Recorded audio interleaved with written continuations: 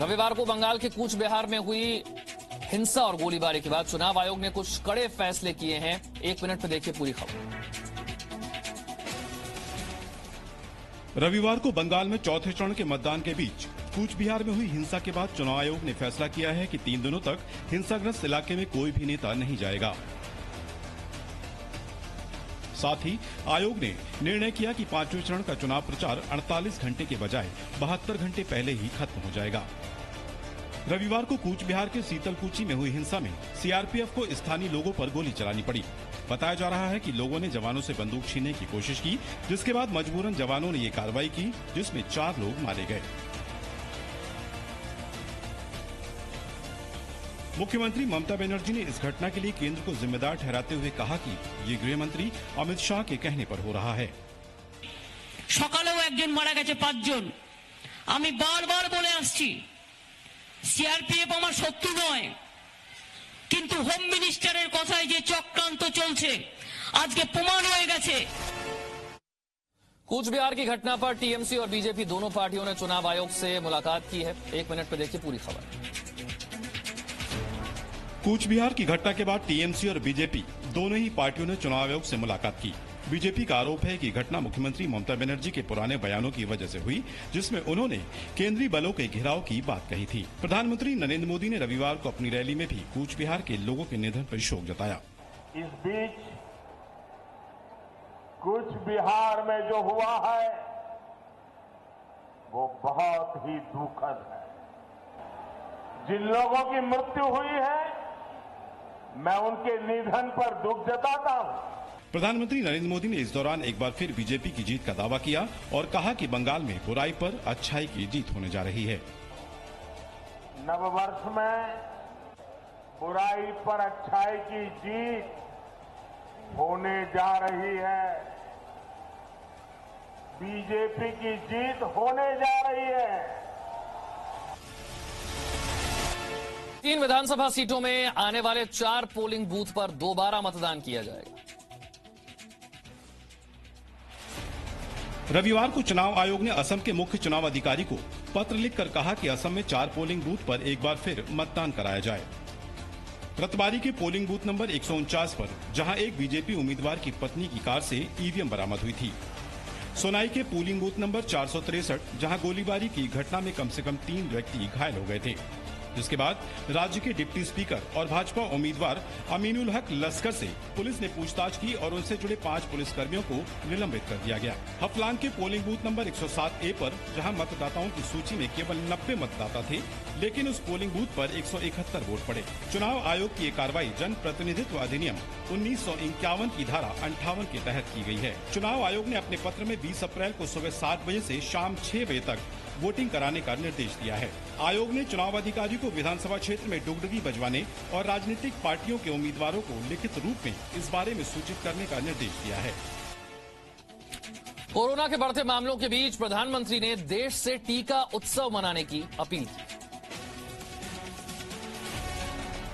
Corona के बढ़ते मामलों के बीच प्रधानमंत्री नरेंद्र मोदी ने लोगों से टीका उत्सव मनाने की अपील की थी, जिसमें उन्होंने कहा कि देश में 11 अप्रैल से 14 अप्रैल के बीच बड़े स्तर पर टीकाकरण अभियान चलाया जाएगा। 11 अप्रैल ज्योतिबा फुले जी की जन्म जयंती है और 14 अप्रैल बाबा साहब आम्बेडकर जी की जन्म जयंती है। क्या हम 11 अप्रैल से 14 अप्रैल पूरे अपने राज्य में टीका उत्सव मना सकते हैं? इस बीच स्वास्थ्य मंत्रालय ने जानकारी दी है कि शनिवार शाम तक देश में 10 करोड़ से ज्यादा लोगों को कोरोना की वैक्सीन दी जा चुकी है। मंत्रालय की रिपोर्ट में बताया गया है कि 85 दिनों में जहां अमेरिका ने 9 करोड़ 20 लाख और चीन ने करीब 6 करोड़ 14 लाख लोगों को वैक्सीन दी है, वहीं भारत ने 10 करोड़ से ज्यादा लोगों को वैक्सीनेट करके एक नया कीर्तिमान स्थापित किया है। देश में पिछले 24 घंटों में करीब 28 लाख लोगों को वैक्सीन लगाई गई। और अब देश भर का कोरोना अपडेट 1 मिनट में। देश में कोरोना के नए मामलों की संख्या 1,40,000 के पार चली गई है। पिछले 24 घंटों में देश में 1,45,384 नए मामले सामने आए, जबकि इस दौरान 794 मरीजों की कोरोना से मौत हो गई। वहीं पिछले 24 घंटों में 77,567 लोग इलाज के बाद ठीक हो गए।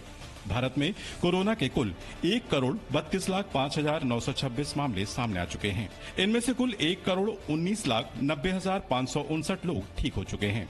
देश में एक्टिव मरीजों की संख्या 10,46,631 हो गई है, जबकि अब तक भारत में कोरोना से कुल 1,68,436 लोगों की मौत हो चुकी है। कुछ डॉक्टर्स का मानना है कि दूसरी लहर में बच्चों और युवाओं में कोरोना का संक्रमण काफी ज्यादा है। सामान्य लक्षणों के साथ साथ बच्चों में डायरिया जैसे लक्षण भी देखे जा रहे हैं। टेस्टिंग में पाया गया है कि 10 वर्ष से ऊपर वालों में पॉजिटिविटी रेट ज्यादा है।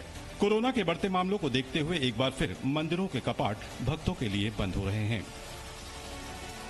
दिल्ली में कोरोना के नए मामलों की संख्या अब भी काफी खतरनाक स्तर पर है।